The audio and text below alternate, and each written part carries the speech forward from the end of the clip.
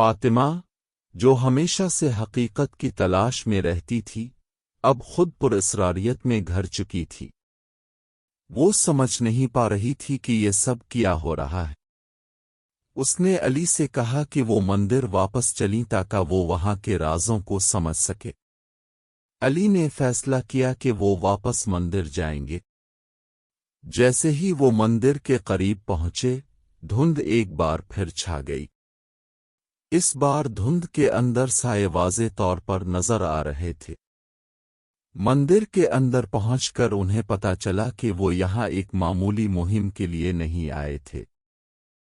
ان سب کا یہاں آنا پہلے سے طے تھا۔ مندر میں موجود تحریریں اور نقوش ان کے بارے میں بتا رہی تھیں۔ انہیں معلوم ہوا کہ یہ مندر ان کی قسمت کا حصہ تھا اور وہ اس سے بچ نہیں سکتے تھے۔ جب رات ہوئی تو چیخیں دوبارہ سنائی دیں، لیکن اس بار وہ چیخیں ان کے اپنے اندر سے آ رہی تھیں۔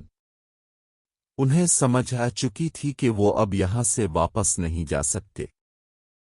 کہانی وہیں ختم نہیں ہوئی، بلکہ یہ تو صرف آغاز تھا۔